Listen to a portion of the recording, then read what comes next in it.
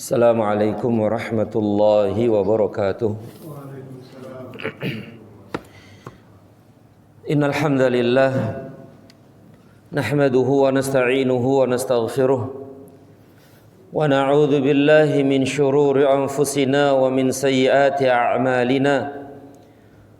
Man yahdihillahu fala mudilla lahu wa man yudlil fala hadiya lahu. أشهد أن لا إله إلا الله وحده لا شريك له وأشهد أن محمدا عبده ورسوله اللهم صل وسلم وبارك على محمد وعلى آله وصحبه أجمعين قال الله تعالى يا أيها الذين آمنوا اتقوا الله حق تقاته ولا تموتن إلا وأنتم مسلمون يا أيها الذين آمنوا اتقوا الله وقولوا قولا سديدا يصلح لكم أعمالكم ويغفر لكم ذنوبكم ومن يطع الله ورسوله فقد فاز فوزا عظيما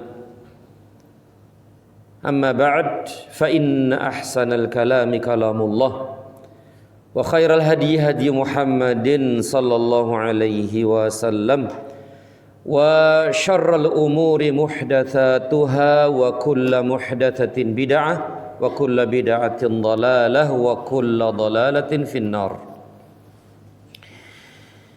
Ikhwani wa akhwati fillah, a'azzani Allah wa iyyakum. Saudara-saudariku sekalian yang saya hormati dan yang saya muliakan dan yang senantiasa dirahmati dan diberkahi Allah Subhanahu wa taala.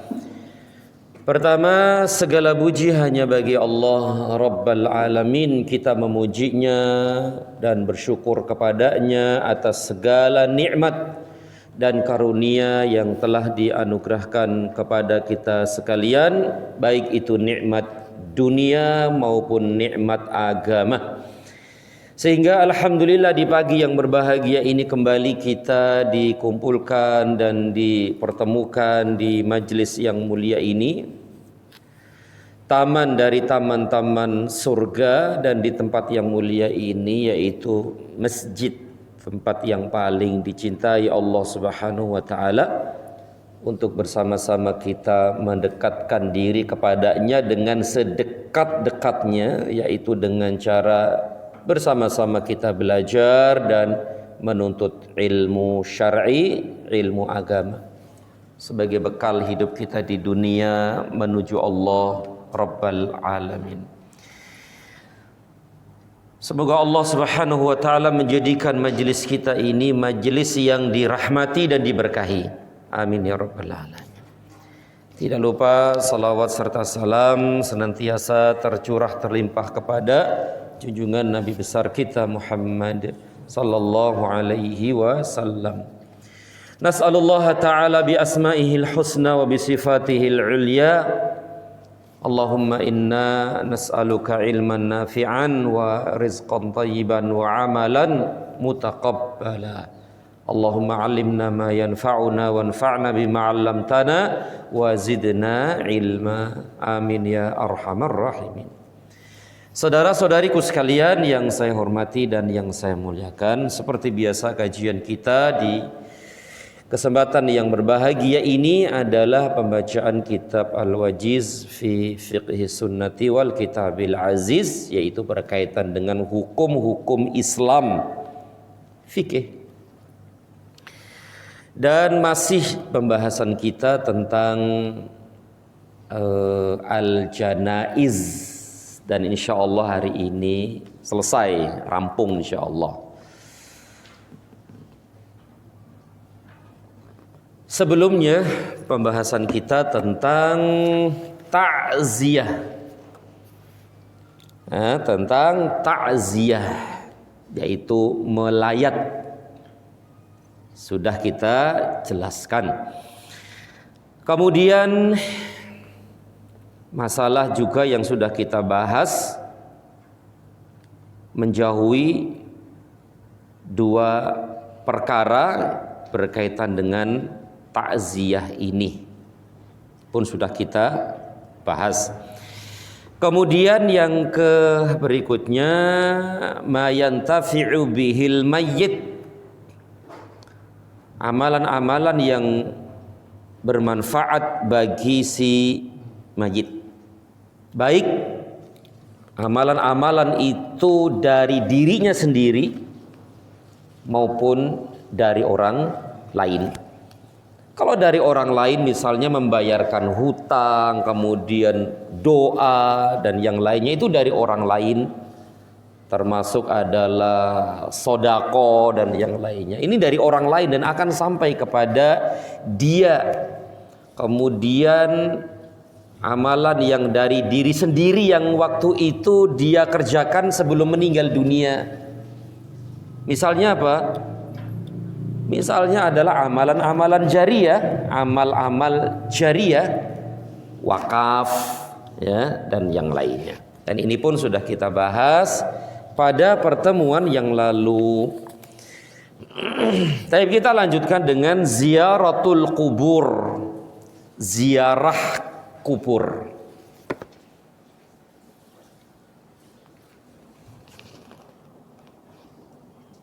Ziarah itu apa ziarah? Ziarah ya, mengunjungi. Namanya mengunjungi berarti ya cepet-cepet ya. Nggak nginep di situ. Kalau nginep apa jenenge? Karena ziarah itu kan cepet. Ziarah al-kubur, yaitu ziarah kubur. Ziarah itu ya sebenarnya bahasa Arab tapi sudah menjadi bahasa Indonesia ya. Ziarah kubur. Tentu Islam sangat menganjurkan untuk berziarah kubur karena di dalamnya banyak sekali manfaat dan faidah. Manfaat bagi si apa namanya? Si mayit maupun si penziarah. Nah, bermanfaat. Ya, baik di dunia maupun di akhirat.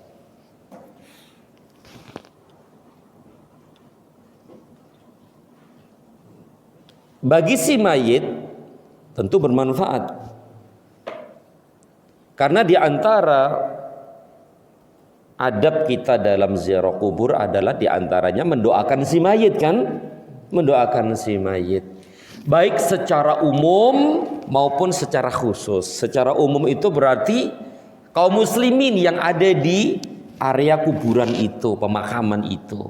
Secara khusus kita datang ke kuburan orang yang kita tuju itu, misalnya ayah, ibu, paman dan seterusnya. Kemudian kita doakan secara khusus untuk dia. Ya itu juga tidak masalah. Berarti sebenarnya ziarah kubur itu juga bermanfaat untuk si mayit juga. Sedangkan sebelumnya sudah kita bahas doa orang yang masih hidup sampai kepadanya. Apalagi kita sebutkan orangnya itu, fulan, bapakku, ibuku, pamanku. Maka itu akan sampai kepada mereka. Begitu juga doa untuk kaum muslimin, sebagaimana ketika kita masuk kuburan, doanya kan sudah kita bahas dulu kan ya. Nah, itu adalah kebaikan bagi mereka, ya, saudara-saudara kita yang telah meninggal dunia. Nah, ini bermanfaat bagi si mayit. Kemudian juga bermanfaat juga bagi si penziarah itu. Sebagaimana disebutkan dalam kitab ini, di antaranya adalah mengingatkan kematian, mengingatkan negeri akhirat, sehingga tidak terlena dengan kehidupan gemerlapnya dunia ini. Nah, ini berarti bermanfaat untuk si penziarah, yaitu mengingatkan akan kematian, bahwa kita akan mati seperti dia, ya. Kemudian juga mengingatkan akhirat, yaitu kehidupan alam barzakh, kehidupan alam kubur. Karena alam barzakh atau alam kubur adalah bagian dari alam akhirat. Mengingatkan itu, bahwa di kuburan itu, di dalam kubur itu ada peristiwa ini, peristiwa ini, peristiwa ini, sebagaimana dulu sudah kita baca hadis siapa itu tentang perjalanan ruh ketika dicabut dari badan. Hadis siapa itu? Cukup panjang itu, bahkan 2 pertemuan waktu itu ya. Bara' bin Azib, hadis yang sangat masyhur sekali. Ingat-ingat hadis Bara' bin Azib radhiyallahu taala anhu tentang perjalanan ruh ketika dicabut dari badan. Nah, ini tentu akan mengingatkan kehidupan akhirat, khususnya di alam barzakh itu. Sehingga kalau ingat akhirat, kalau ingat mati, ya, maka penziarah ini ya, untuk kita tidak terlalu terlena, tidak terlalu menggebu-gebu dalam kehidupan gemerlap dunia yang fana ini. Istilahnya hati itu perlu dicas lah begitu ya, agar tidak tertipu dengan gemerlap dan keindahan dunia yang sebentar dan sementara ini. Nah, ini berarti bermanfaat bagi si penziarah itu. Begitu juga akan memberikan manfaat bagi si penziarah ini, akan melunakkan hati. Ya, akan melunakkan hati yang keras, hati yang angkuh, hati yang sakit, ya, sehingga akan memadamkan kesombongan dalam hati. Masya Allah ya, dengan ziarah kubur itu akan melunakkan hati yang keras, melunakkan hati yang angkuh, mungkin juga hati yang udah sekarat, sakit, sehingga penyakit-penyakit hati itu dengan izin Allah sedikit demi sedikit akan hilang. Kerasnya hati itu akan sedikit demi sedikit akan melunak, sehingga insya Allah dia selamat dari kesombongan, keangkuhan, takabur dan seterusnya. Nah, ini bermanfaat ya bagi si penziarah itu. Jadi intinya bahwa ziarah kubur itu sangat bermanfaat bagi si mayit itu, dan sangat-sangat bermanfaat bagi si mayit, dan juga sangat bermanfaat bagi si penziarah. Tapi di zaman kita sekarang ini begitu ziarah juga ziarah aja gitu. Kadang-kadang ya kita lihat di kuburan itu orang terbahak-bahak, tertawa-tawa, ya gitu ya, berfoto-foto, berselfie. Berarti nggak ada ngaruh gitu loh, nggak ngaruh gitu loh. Padahal di depannya itu kuburan. Bahkan di depannya itu kadang-kadang ngelihat jenazah dimasukkan ke lahat itu orang masih cengis. Berarti ya itu kembali kepada iman, kembali kepada apa-apa yang ada di dalam hati kita ini. Orang yang memiliki keimanan yang kuat itu sangat mempengaruhi hatinya ketika melihat hal seperti itu. Tapi kalau hatinya kosong dari keimanan, ya udah biasa aja begitu, kayak nggak ada apa-apa sudah. Bahkan ya buat apa ini? Guyonan gitu kan, buat guyonan candaan, itu. Padahal ini masalah-masalah yang Masya Allah akan menggugah keimanan gitu loh ya, menggugah keimanan dan ketakwaan kepada Allah Subhanahu wa taala. Taib akhi fillah azani Allah wa iyyakum, kita baca apa yang disampaikan oleh penulis hafizahullahu taala. Kata beliau, wa tushra'u ziyaratul quburi litti'adhi wa tadhakkuril akhirah. Tadi sudah kita sebutkan, disyariatkan ziarah kubur dengan tujuan mengambil pelajaran atau ibrah bahwa kita akan mati, kita akan di situ, akan dikubur dan seterusnya. Ingat tuh, ya. Dan ingat akan kehidupan akhirat, kehidupan akhirat. Masya Allah ya. Meninggalkan dunia yang fana ini, meninggalkan dunia yang sebentar ini, dunia yang menipu ini, dunia yang sebentar ini, kemudian dimasukkan ke liang lahat yang kurang lebih 1,5 meter, kemudian diuruk, kemudian itu kan sebenarnya ngingetin kita gitu loh, sebagai ibroh dan pelajaran kita akan seperti itu gitu. Begitu juga akan mengingatkan negeri akhirat. Dan tadi sudah kita sebutkan di antara alam barzakh atau alam kubur itu bagian dari alam akhirat. Bahwa di kubur ini akan seperti ini, akan ditanya oleh malaikat tentang ini, yang bisa menjawab akan seperti ini, yang nggak bisa menjawab akan seperti ini, dan akan ada azab kubur, ada nikmat kubur, dan semua itu ada di depan kita. Itu kan subhanallah, benar-benar akan melembutkan hati ini, ya, melembutkan hati. Kemudian kata beliau, syaritata alla yaqula indaha ma yughdibur rabb subhanahu wa ta'ala. Dengan syarat tidak mengucapkan kata-kata yang mendatangkan murka Allah subhanahu wa ta'ala. Ada gitu ya, adalah. Apa kata-kata yang kata-kata yang menjadikan Allah murka? Minta-minta kepada penghuni kubur atau kubur itu sendiri. Syirik enggak itu?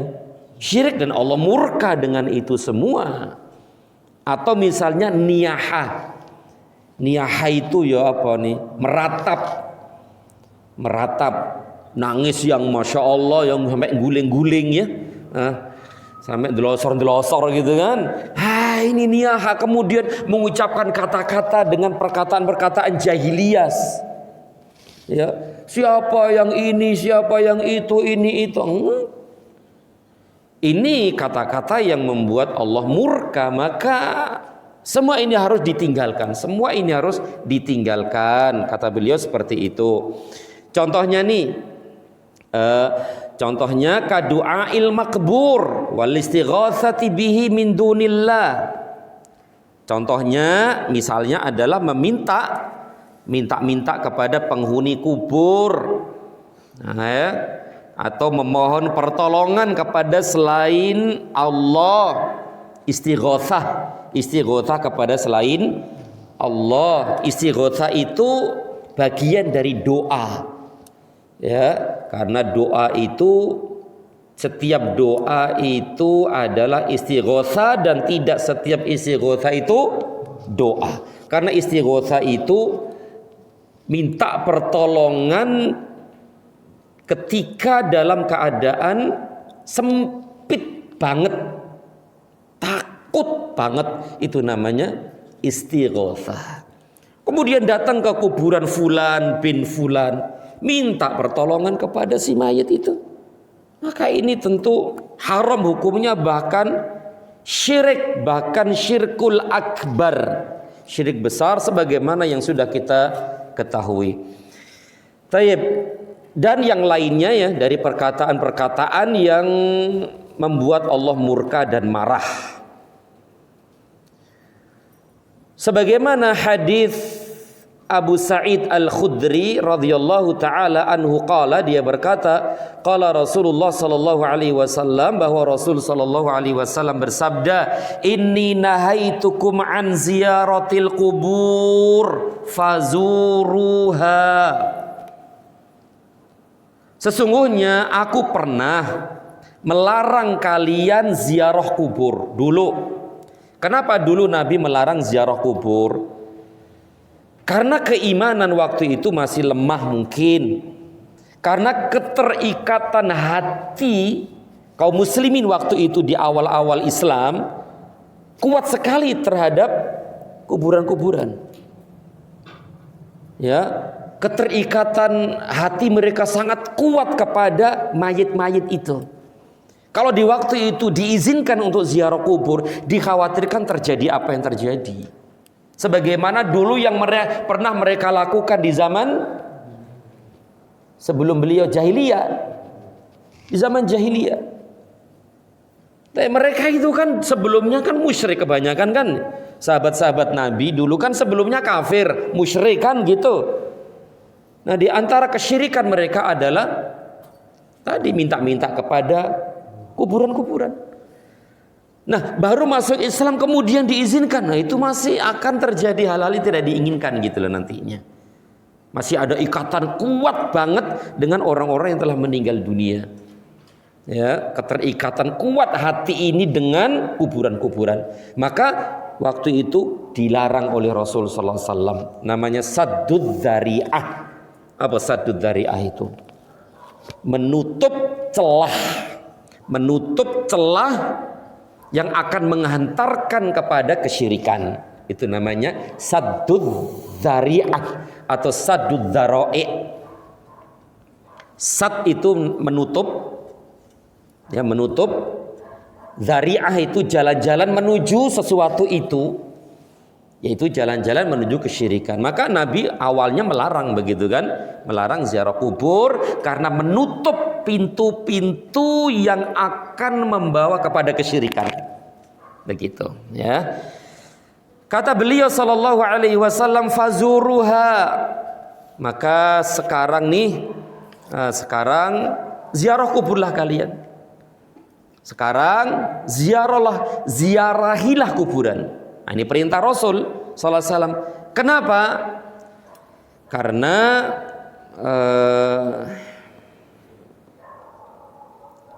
fa inna fiha ibratan wa la taqulu ma yuskhitur rabb. Karena dengan ziarah kubur itu mengandung ibrah, yaitu pelajaran. Namun janganlah kalian mengucapkan kata-kata yang menyebabkan murka Allah Subhanahu wa taala kepada kalian. Taib. Inilah di antara manfaat faidah disyariatkannya ziarah kubur. Mengambil pelajaran dan mengingatkan akhirat. Mengingatkan kematian, mengingatkan kehidupan akhirat, melembutkan dan melunakkan hati yang keras, dan begitu seterusnya. Tentu ketika ziarah kubur ya harus memperhatikan adab-adab ya, adab-adab ketika ziarah kubur. Tapi kita lanjutkan. Setelah itu penulis hafizahullah ta'ala membawakan tentang bagaimana ziarah kuburnya bagi para wanita. Nah, itu. Karena diperselisihkan oleh para ulama tentang apakah wanita itu juga disyariatkan ziarah kubur. Atau boleh enggak wanita ziarah kubur? Boleh enggak? Atau enggak boleh? Atau antara boleh dan tidak? Ya, ini tentu masalah khilafiyah, masalah yang diperselisihkan oleh para ulama dari zaman dulu sampai sekarang. Tetapi penulis hafizahullah ta'ala menguatkan pendapat boleh, tapi dengan syarat-syarat yang wajib diperhatikan bagi wanita itu yang mau ziarah kubur. Kata beliau seperti ini, wan nisa'u karrijal, wanita sama dengan laki-laki.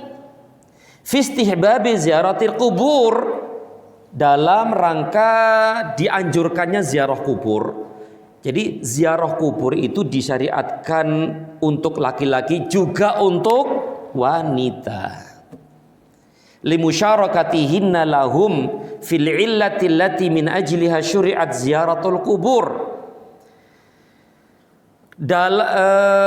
Karena kebersamaan kaum perempuan dengan kaum laki-laki dalam illat sebab atau alasan yang karenanya disyariatkan ziarah kubur. Ya. Walima marra fi ma yuqalu 'inda ziyarati, telah berlalu dulu ya sebuah hadis dari Aisyah ya tentang ziarah kubur ini, yaitu sabda Nabi sallallahu alaihi wasallam ketika Aisyah bertanya kepada Rasul sallallahu alaihi wasallam, apa yang dibaca seseorang yang akan berziarah kubur. Dulu kan sudah ya, itu hadisnya apa? Aisyah kan? Aisyah kan bertanya kepada Rasul sallallahu alaihi wasallam, wahai Rasulullah, doa apa yang dibaca ketika ziarah kubur? Nah, Aisyah di sini bertanya bukan khusus untuk laki-laki saja, ya, atau khusus perempuan saja. Berarti kan Aisyah bertanya umum gitu loh, umum, baik itu laki-laki maupun perempuan. Maka Nabi Shallallahu Alaihi Wasallam menjawab dengan doa yang sudah kita bahas sebelumnya, ya seperti itu.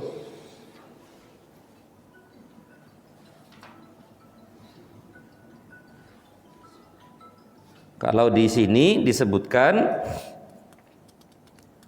yaitu sabda Nabi Shallallahu Alaihi Wasallam, karena yang demikian itu dapat melunakkan hati, membuat mata mencucurkan air mata, serta mengingat akhirat.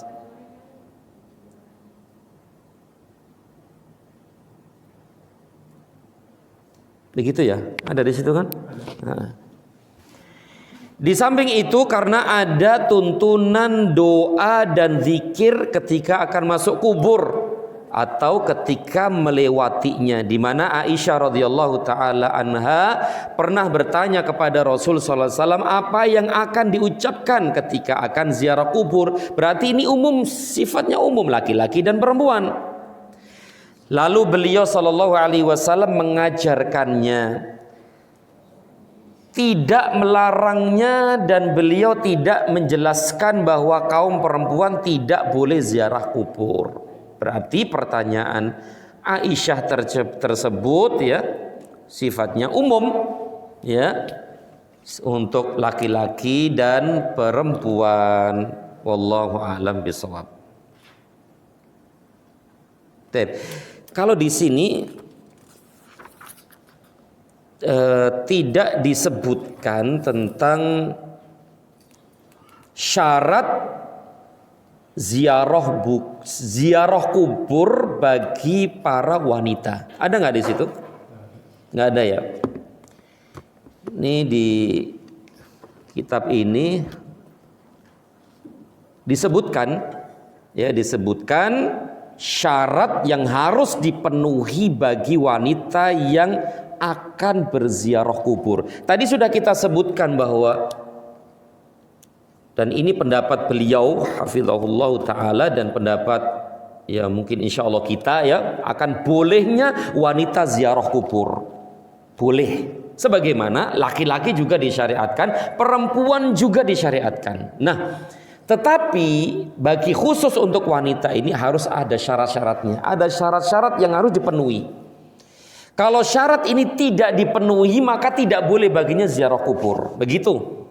Yang pertama di antara syaratnya adalah antahtajiba wa tahtashima inda khurujiha wa la tatabarraj wa la tatatayyab. Harus berhijab ketika keluar rumah.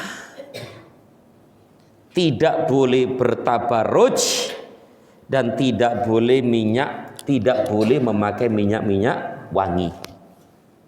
Ini syarat yang pertama. Berarti berhijab syar'i, menutup aurat secara syar'i, dan tidak bertabarruj, berhias-hias diri, dan juga tidak memakai minyak wangi. Berarti ini syarat ini umum ya, Ketika wanita keluar rumah juga seperti ini enggak? Seperti ini. Berarti sama. Ini yang pertama. Yang kedua, alla taf'ala indal qabri muharraman. Tidak boleh wanita ketika di kuburan melakukan perkara-perkara yang diharamkan. Contohnya apa? Biasanya wanita itu apa?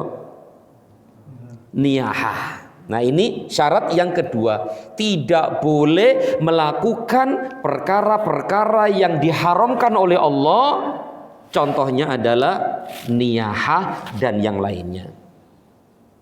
Berarti ini umum. Tidak hanya perempuan juga ya. Laki-laki juga seperti itu. Kemudian yang ketiga, alla tuktsira minaz ziyarah. Dan ini yang penting. Dan ini beda dari yang laki-laki. Yaitu tidak sering-sering ziarah kubur.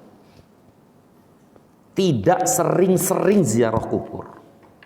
Berarti sesekali saja gitu loh. Sesekali saja. Tidak sering-sering. Kalau laki-laki itu sering nggak? Iya, kalau bisa sering-sering. Ziarah kubur sering-sering. Tapi khusus untuk perempuan ini tidak. Tidak sering-sering. Kenapa? Karena Rasulullah sallallahu alaihi wasallam sebagaimana hadis Abu Hurairah, dari Abu Hurairah radhiyallahu anhu, anna Rasulullah sallallahu alaihi wasallam la'ana zawaratil kubur. Sesungguhnya Rasulullah sallallahu alaihi wasallam la'ana. Apa la'ana lagi? Melaknat. Kalimat laknat itu tandanya itu dosa besar. Ya, kalau ada kalimat laknat, Allah melaknat, malaikat melaknat, Rasul melaknat, berarti itu menunjukkan dosa besar yang harus dijauhi. Baik. Rasulullah sallallahu alaihi wasallam melaknat siapa? Zawaratil kubur, wanita-wanita yang sering ziarah kubur.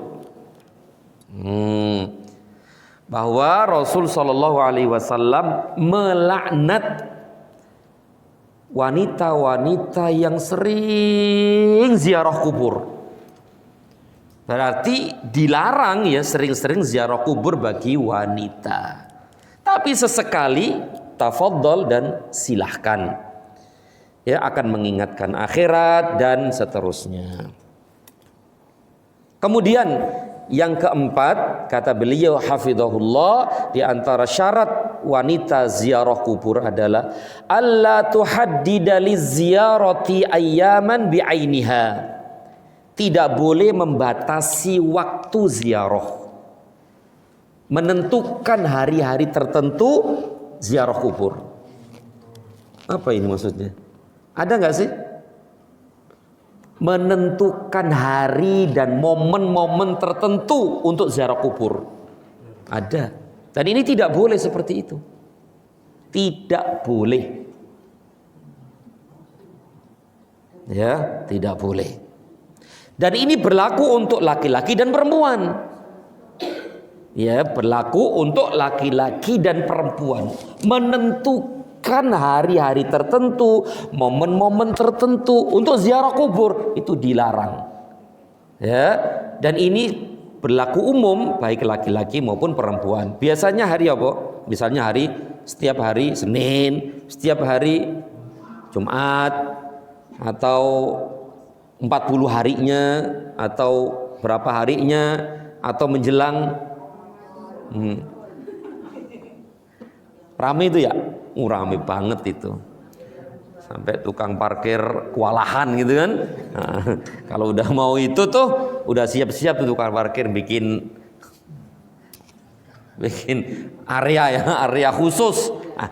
Nah, ini dilarang seperti ini, dilarang. Kenapa akhi? Karena ziarah kubur itu ibadah nggak sih? Ibadah, ziarah kubur itu ibadah. Maka kalau itu ibadah harus diatur oleh Islam, diatur oleh syariat. Kalau nggak diatur oleh syariat bahaya.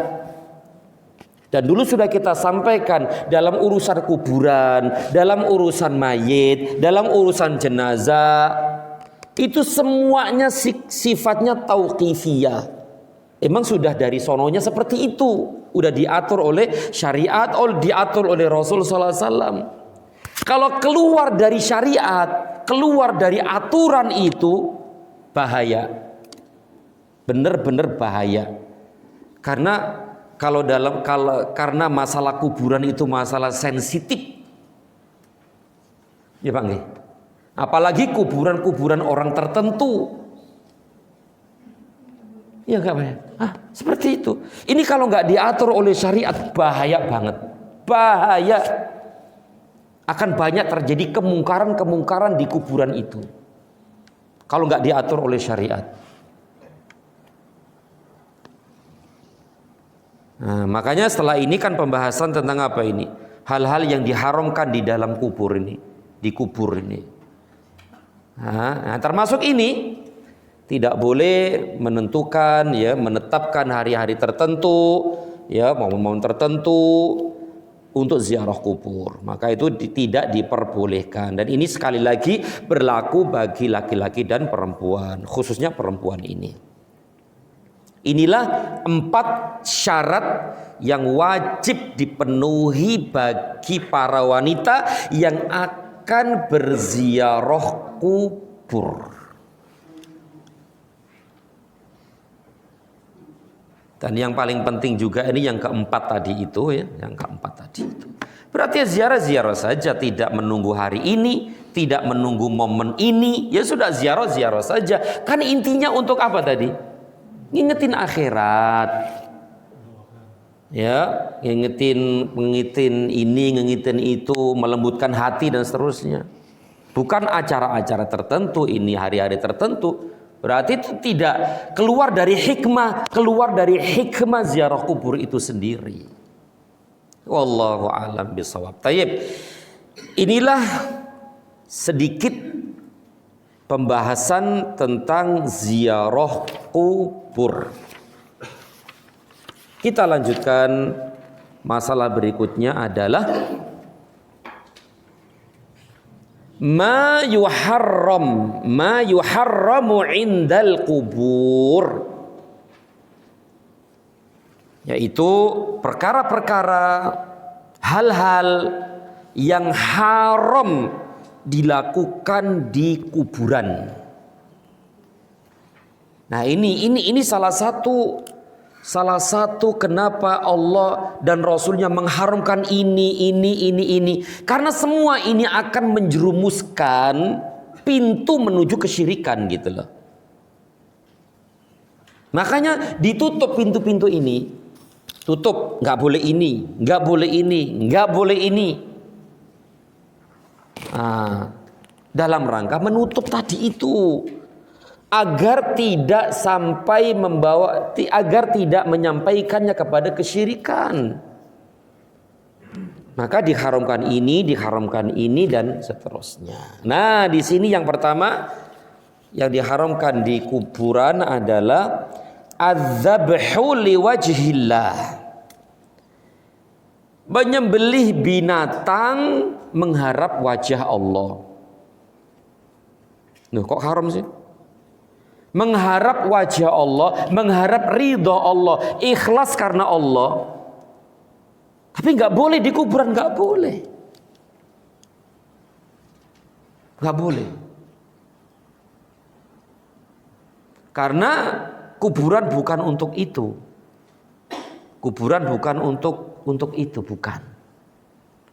Berarti kalau menyembelih binatang di kuburan, itu pasti dia meyakini sesuatu, meyakini sesuatu.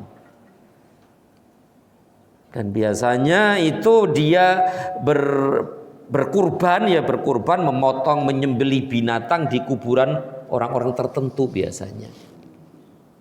Dengan meyakini bahwa itu lebih afdol, itu lebih diterima oleh Allah, itu lebih besar pahalanya. Ini semua dilarang oleh syariat. Kenapa, akhi? Karena tadi itu, karena hal-hal seperti ini akan menghantarkan kepada kesyirikan. Lama-lama syaitan Setan itu pinter gitu, iblis itu pinter. Awalnya memang mengharap wajah Allah, tapi kan masalahnya di kuburan. Masalah kan di kuburan.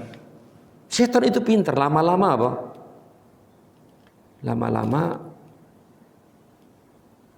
nyembelih binatang ini bukan untuk Allah. Lama-lama untuk siapa? Penghuni kubur itu. Masya Allah. Dan itu banyak dan ada itu sebagian kaum muslim melakukan itu. Jadi menyembelih karena Allah, ikhlas karena Allah, tapi kok di kuburan ada apa gitu kan? Berarti ada apa? Pasti ada sesuatu di situ. Nah, ini dilarang karena ini akan menghantarkan kepada kesyirikan, yaitu lama-lama akan berkurban, menyembelih bukan karena Allah Subhanahu wa taala. Dan ini syirik jadinya begitu ya. Sebagaimana sabda Rasul sallallahu alaihi wasallam, la aqra fil Islam. La aqra fil Islam. Tidak ada sesajen dalam Islam. Qala Abdul Razzaq ibn Hisham, Abdul Razzaq bin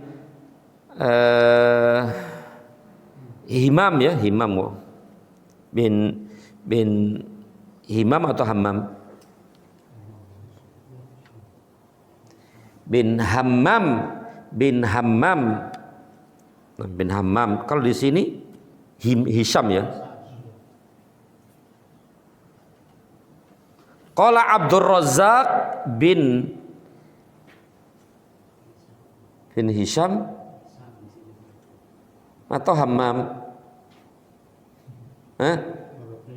Hammam, as-sahih Hammam. Sebagaimana terjemahannya ini, Abdul Razzaq bin Hammam, bukan Hisham. Ya, Hammam. Nah, Abdul Razzaq bin Hammam menegaskan, kanu ya'qiruna indal qabri baqaratan aw syatan. Dahulu di zaman jahiliyah, orang-orang suka melakukan sesajen di kuburan dengan menyembelih sapi atau kambing. Taib, ini dilarang, ya, dilarang dalam Islam berkaitan dengan kuburan ini. Taib, kemudian yang kedua, ma tadammanahu hadzal hadis. Yang kedua adalah sebagaimana disebutkan dalam hadis-hadis berikut ini.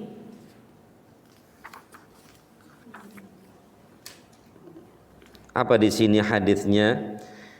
Yaitu hadis Jabir, dari Jabir radhiyallahu anhu qala, naha Rasulullah sallallahu alaihi wasallam ayu jassas al-qabru au yuq'ida alaihi wa ayyubna alaihi au yuzada alaihi au yuktaba alaihi.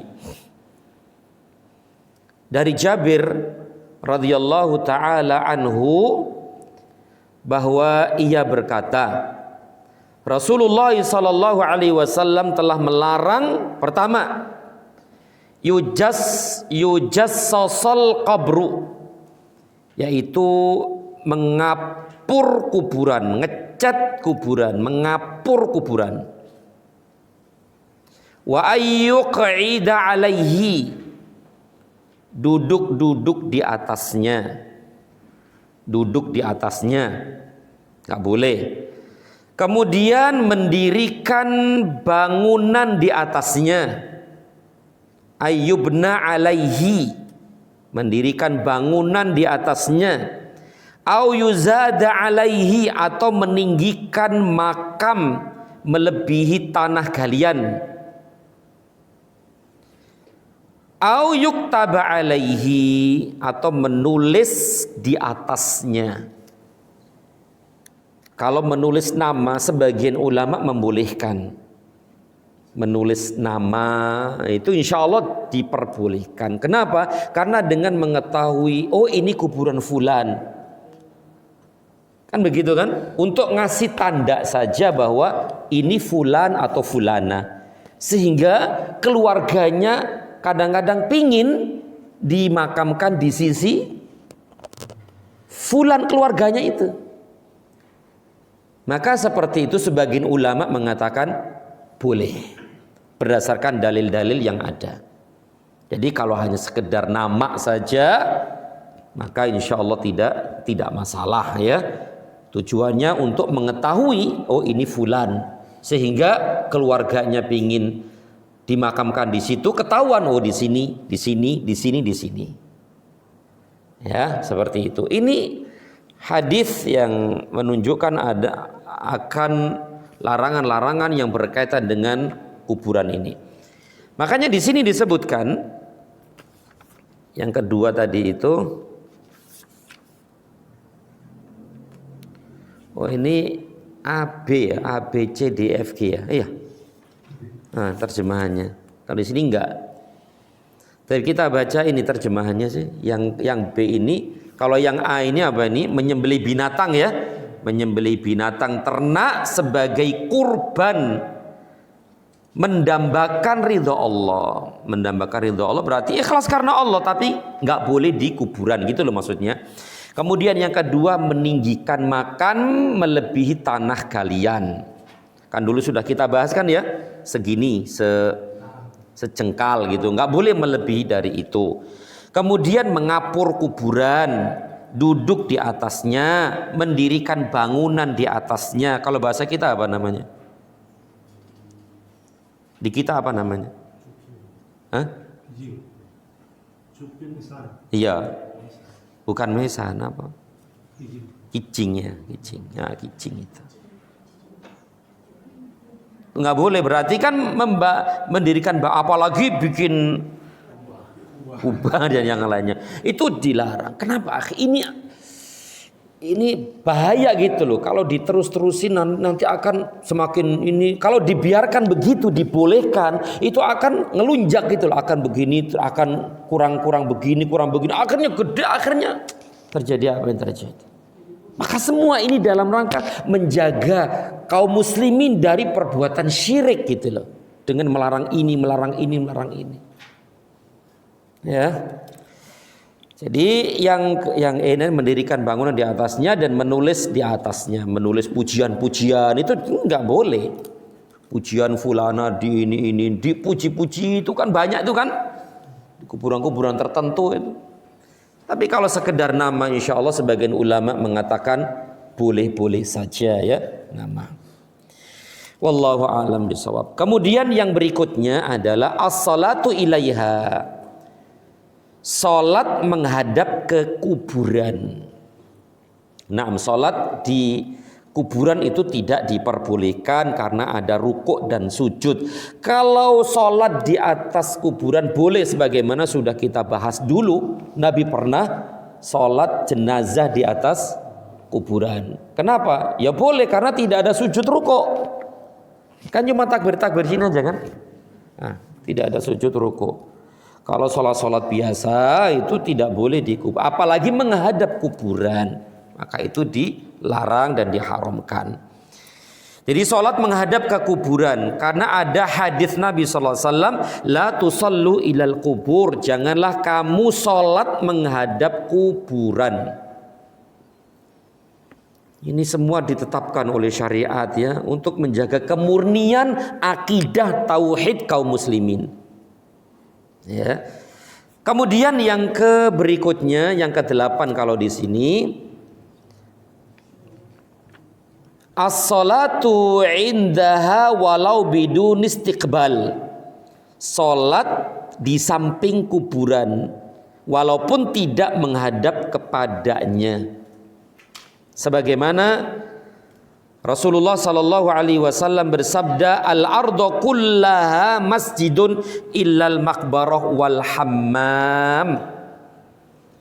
Rasul sallallahu alaihi wasallam bersabda, bumi, ya bumi semua ini, seluruh bumi adalah tempat sujud kepada Allah. Artinya seluruh permukaan bumi ini boleh untuk sholat.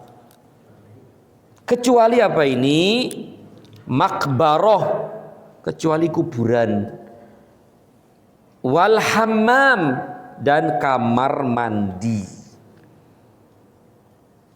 Nah, ini nggak boleh. Ya, di kuburan tidak diperbolehkan, ya. Di hammam juga tidak diperbolehkan, sebagaimana dulu sudah kita bahas tentang bab apa itu? Bab sholat, ya. Bab sholat sudah kita bahas dulu. Kemudian yang ke-9, binaul masjid alaiha, membangun masjid di atasnya. Artinya membangun tempat ibadah di atasnya. Baik itu kuburan dulu kemudian masjid, atau masjid dulu kemudian kuburan. Itu dua-duanya dilarang oleh syariat Islam. Apalagi kuburan kemudian masjid, itu jauh lebih dilarang lagi. Dan itu memang kebiasaan orang-orang Yahudi dan Nasrani, sebagaimana yang sudah kita ketahui. Tapi dalilnya mana nih? Dalilnya adalah Ana Aisyah, dari Aisyah radhiyallahu taala anha, wa Abdillah bin Abbas, dan dari Abdullah bin Abbas, qala, keduanya berkata, yaitu Aisyah dan Abdullah bin Abbas. Lamma nazala bi Rasulillah sallallahu alaihi wasallam tafiqa yatrahu khamisatan lahu ala wajhihi. Ketika Rasulullah sallallahu alaihi wasallam didatangi malaikat maut,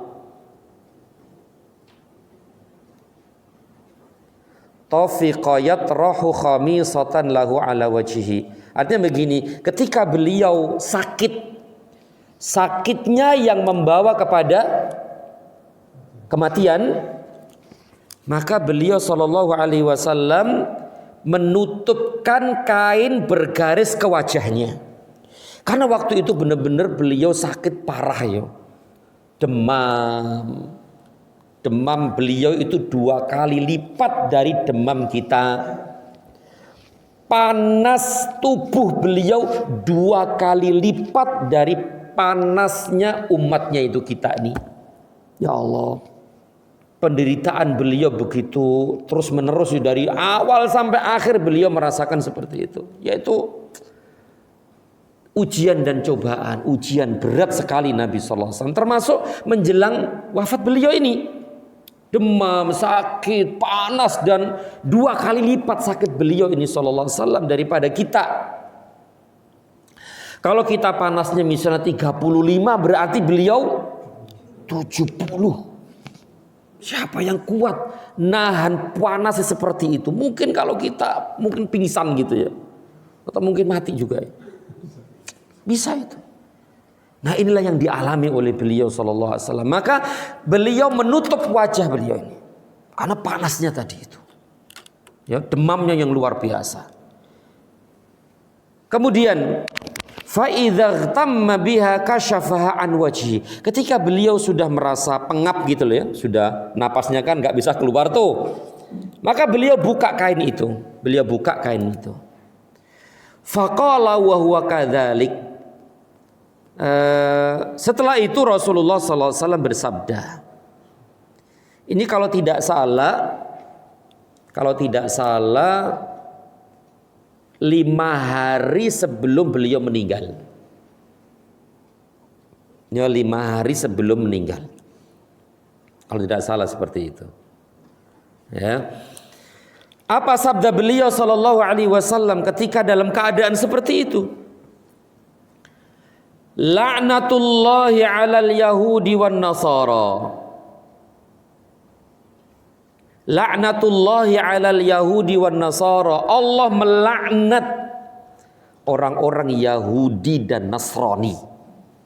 Allah melaknat orang-orang Yahudi dan Nasrani. Kenapa Allah melaknat mereka? Ittakhadhu qubur anbiya'ihim masajida. Mereka menjadikan kuburan-kuburan nabi mereka sebagai masjid. Masjid di sini adalah tempat ibadah. Masjid ini adalah tempat ibadah. Nah, ibadahnya orang-orang Yahudi itu di mana? Nah, bener nggak? Kalau Nasoro? Kalau Yahudi? Nah, itu dah. Nah, itulah. Itu juga namanya masjid. Itu juga namanya masjid. Masjid itu maksudnya di sini tempat ibadah. Berarti kalau kita kan masjid ini, nah begitu. Maka itu kebiasaan orang-orang Yahudi dan Nasrani ketika orang-orang soleh di antara mereka meninggal, nabi-nabi mereka meninggal, biasa mereka bangun di atas kuburannya itu tempat ibadah. Oleh karena itu Allah melaknat mereka. Berarti orang-orang yang mengikuti mereka masuk dalam ancaman ini, laknat juga. Dan dulu sudah kita sampaikan bahwa laknat itu menunjukkan dosa besar. Begitu. Kemudian beliau berwasiat, berpesan, yuhadziru ma sona'u. Beliau mewanti-wanti, mengingatkan agar tidak melakukan seperti yang mereka lakukan itu. Masya Allah ya.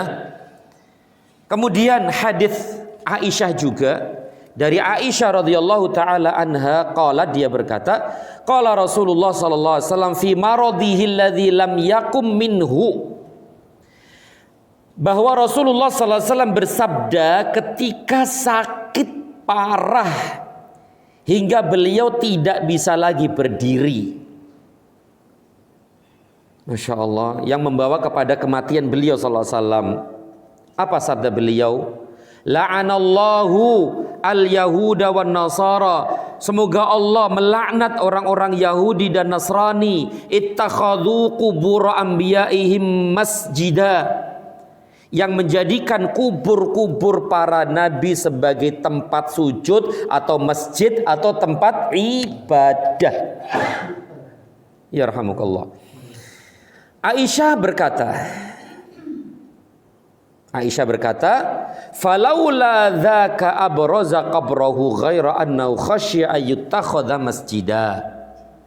Aisyah berkomentar, andai kata tidak ada nasihat beliau ini, nasihat beliau dilarangnya, tidak bolehnya menjadikan kuburan tempat ibadah, dijadikan tempat ibadah atau dibangun tempat ibadah, niscaya kata Aisyah dibuka atau ditampakkan kuburnya. Maksudnya apa ini? Dikubur di kuburan luar sana. Di mana kalau waktu itu? Baqi ya, di Baqi. Kalaulah bukan karena wasiat beliau tadi itu, pesan beliau tadi, wanti-wanti beliau tadi itu, tentu beliau dikubur di luar sana. Di luar berarti di Baqi misalnya. Namun dikhawatirkan akan dijadikan tempat sholat oleh orang-orang. Ya, seandainya ditaruh di luar sana, ya sudah, banyak dari manusia yang datang berduyun-duyun ke situ. Untuk apa? Untuk sholat di situ, untuk menyembelih di situ, untuk berdoa di situ, dan seterusnya. Bahkan minta hajat kepada beliau sallallahu alaihi wasallam dan seterusnya. Maka karena itulah beliau dikubur di rumah Aisyah. Dan memang seperti itu, sebagaimana dulu sudah kita bahas, bahwa setiap nabi yang meninggal maka dikuburkan di tempat mereka meninggal. Dan qadarullah, Allah takdirkan bahwa beliau meninggal di kamar di rumah Aisyah, maka dikuburkan di situ. Sebagaimana dulu sudah kita jelaskan. Tayyib, ini larangan yang ke-9 ya, kalau di sini 9. Kemudian yang ke-10, ittikhaduha idan, menjadikan kuburan sebagai lokasi perayaan yang didatangi dan dikunjungi pada waktu-waktu tertentu atau musim-musim tertentu untuk beribadah di sisi kuburan atau semisalnya.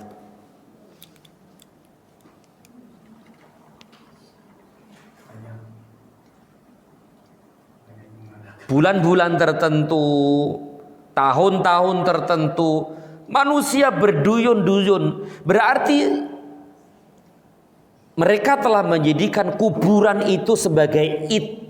Id itu apa seid? Hari raya kan? Kenapa dinamakan hari raya? Karena selalu berulang-ulang setiap saat, setiap tahun atau setiap bulan. Makanya kan ada Idul Fitri, ada Idul Adha, kan begitu. Idul Fitri berarti fitri yang berulang-ulang tiap tahun. Idul Adha juga tiap tahun. Nah, menjadikan kuburan-kuburan tertentu sebagai id itu tidak boleh. Ya, tidak boleh.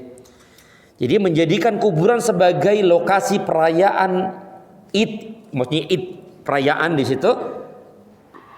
Tuqsadu fi awqatin muayyanatin, yang dikunjungi, yang didatangi pada waktu-waktu tertentu. Hari ini, hari itu, musim ini, musim. Wa mawasima ma'rufah, atau musim-musim tertentu. Litta'abbudi indaha aw li ghairiha, untuk beribadah di sisi kuburan itu atau semisalnya. Ngaji di situ, sodakoh di situ, berzikir di situ, sholat di situ, maka itu tidak diperbolehkan. Ya, tidak diperbolehkan. Alhamdulillah Allah jaga kita untuk tidak melakukan itu semua. Alhamdulillah, nikmat. Ya, nikmat.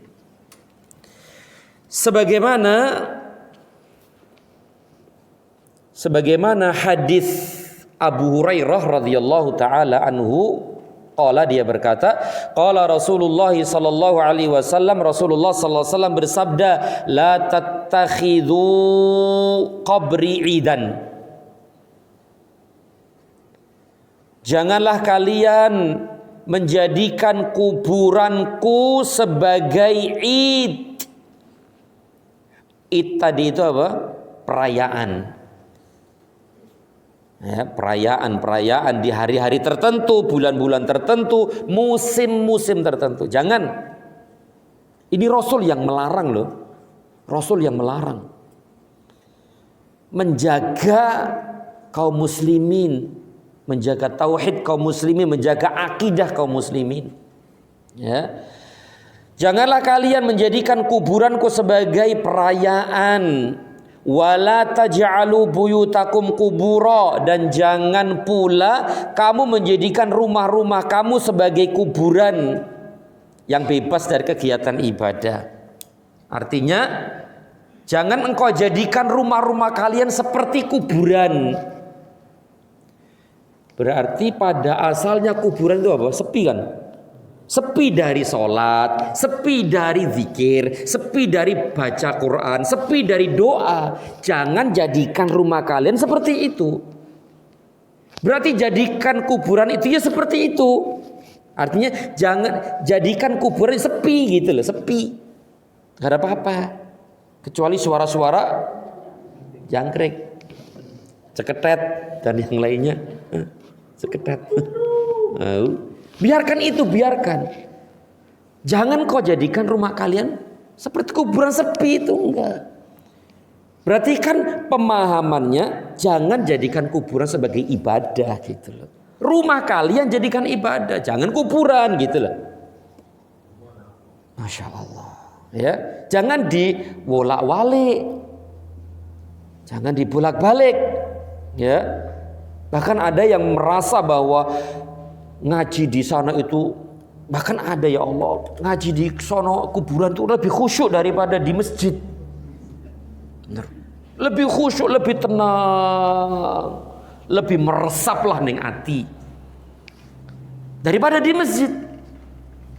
Salat di sana lebih khusyuk daripada di masjid, daripada di rumah. Sedekah di sana ngerasa lebih diterima oleh Allah daripada di luar sono. Ini gimana ini? Doa di sana, doa kepada Allah di sana, dia meyakini lebih dikabulkan oleh Allah daripada di masjid atau di rumah. Ini kan keyakinan-keyakinan salah seperti ini. Masya Allah ya. Jadi sabda beliau tadi, janganlah kalian menjadikan kuburanku sebagai perayaan, dan jangan pula kamu menjadikan rumah-rumah kalian sebagai kuburan, sepi dari ibadah.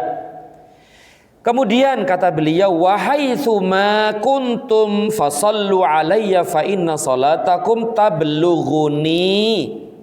Di mana saja kamu berada, di ujung dunia sana, atau di dalam bumi, di luar bumi, di atas bumi, di mana saja, maka bersolawatlah kepadaku, bersolawatlah kepadaku, fa inna solatakum tablughuni, karena sesungguhnya solawatmu pasti sampai kepadaku.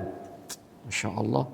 Di mana saja, tidak harus datang ke kuburan beliau, nggak harus. Salawat di sini ya sampai kepada beliau. Salawat di kutub utara, selatan, barat, timur sana akan sampai juga kepada Nabi Shallallahu Alaihi Wasallam. Tidak harus ke sono. Nah ini yang menjadi dalil juga nih.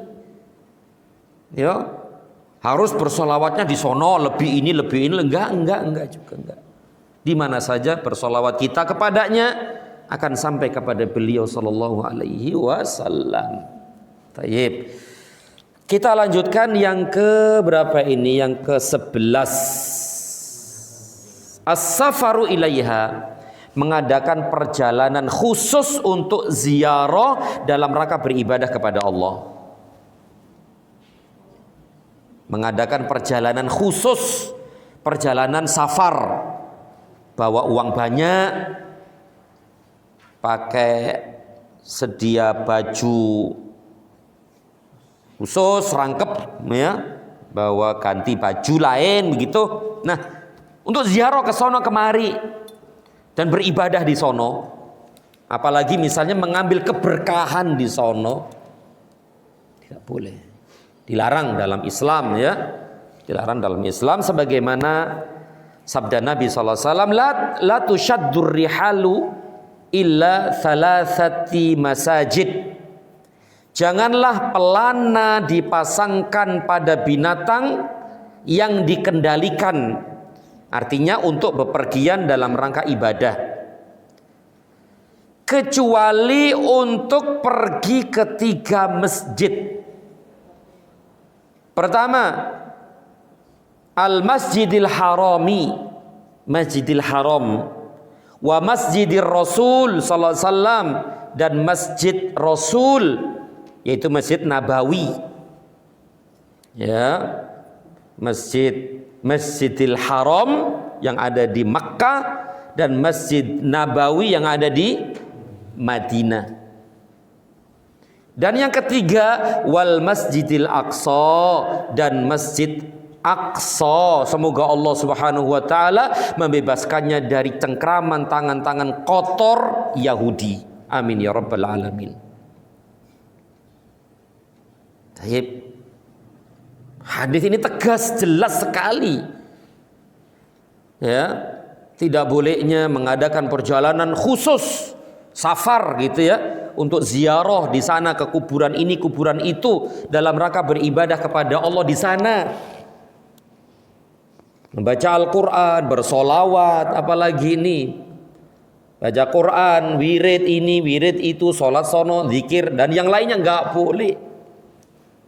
Semua ini adalah bentuk kasih sayang Rasul beliau kepada umatnya. Jangan sampai terjatuh ke dalam hal-hal yang lebih besar, yaitu kesyirikan.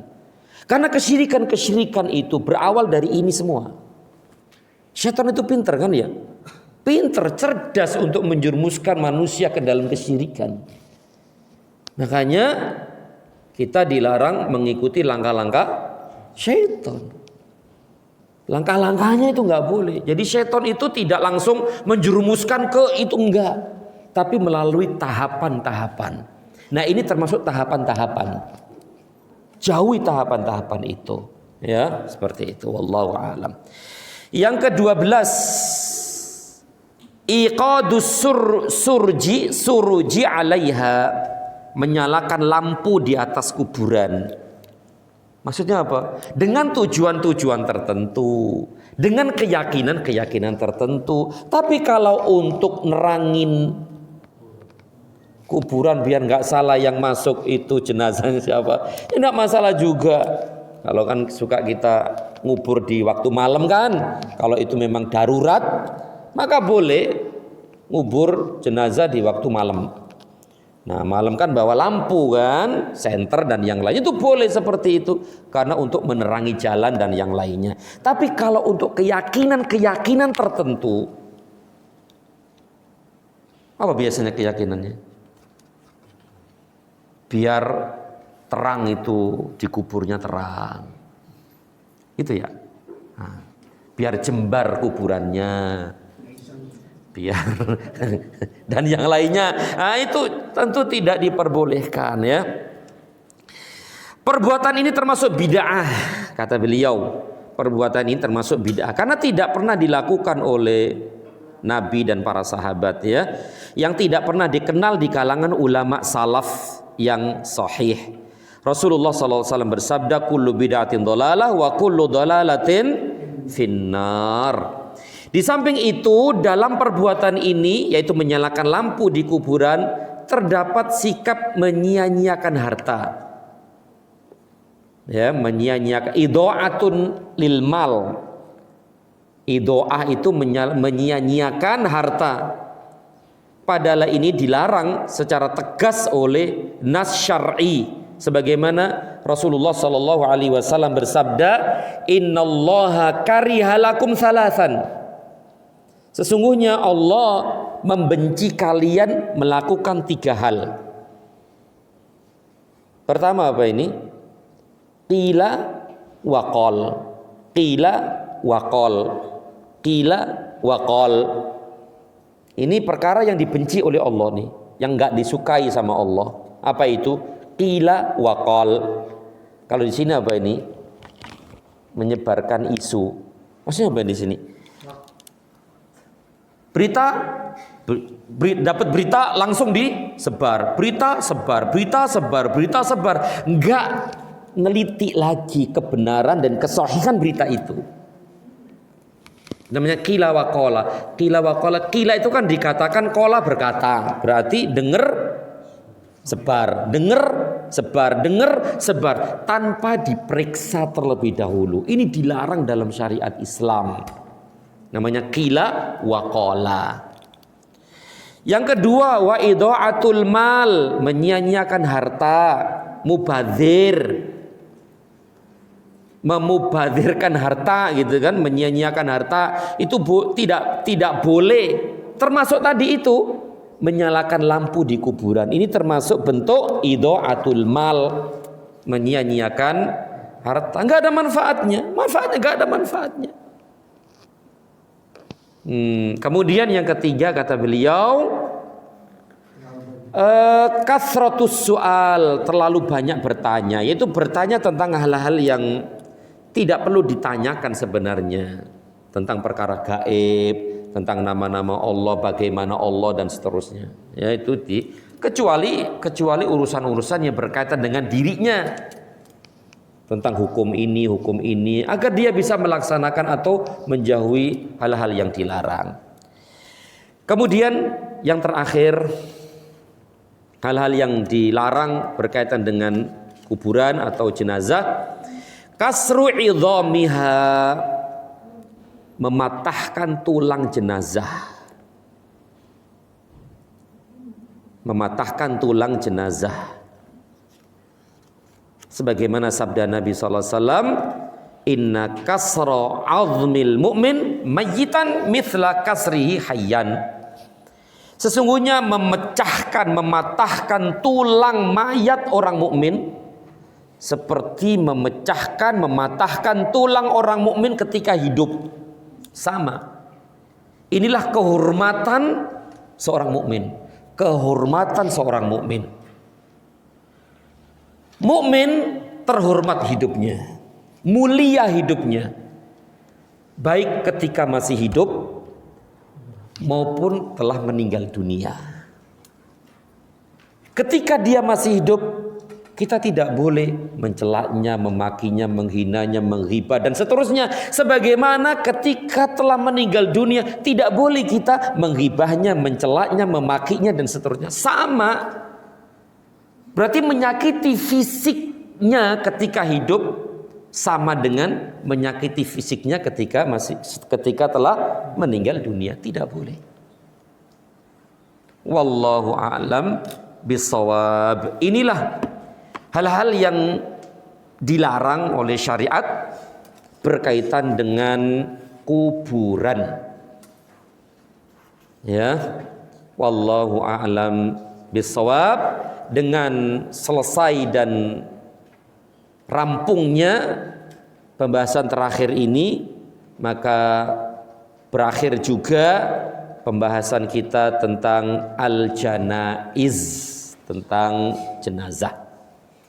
Alhamdulillah sudah kita bahas banyak sekali berkaitan dengan hukum-hukum jenazah ini, baik sebelum meninggal dunia, ya kan gitu ya, sebelum meninggal dunia, ketika meninggal dunia, setelah meninggal dunia, termasuk adalah memandikannya, mengkafaninya, mensolatinya, menguburkannya, dan hal-hal yang berkaitan dengan setelah itu, setelah jenazah itu dikuburkan. Dan terakhir berkaitan dengan kuburan secara umum. Walhamdulillah, yang benar dari Allah Subhanahu wa taala, yang salah dari diri saya dan dari syaitan dan juga dari sedikitnya ilmu saya, dan mudah-mudahan Allah mengampuni kita semua, amin ya rabbal alamin. Dan insyaallah pada pertemuan yang akan datang kita bahas bab baru, yaitu kitabus shiyam, bab puasa. Dan bab puasa ini insya Allah tidak asing lah buat kita. Dulu sudah kita bahas nih ya. Sudah kita bahas nih bab puasa nih. Bahas lagi nggak? Atau nunggu nanti Ramadan? Ramadan kurang berapa bulan nih? 2 bulan ya? 3? Maret. Maret ya? Oh. Masya Allah. Berarti tetap kita baca ya? Iyalah. Dalam rangka amanah ilmiah. Amanah ilmiah. Kita baca insyaallah ta'ala. Setelah siyam baru masalah zakat insyaallah ta'ala. Tapi demikian, semoga bermanfaat. Lebih kurang mohon maaf.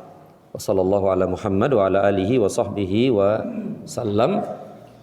Subhanakallahumma wa bihamdika asyhadu an la ilaha illa anta astaghfiruka wa atubu ilaik. Assalamualaikum warahmatullahi wabarakatuh.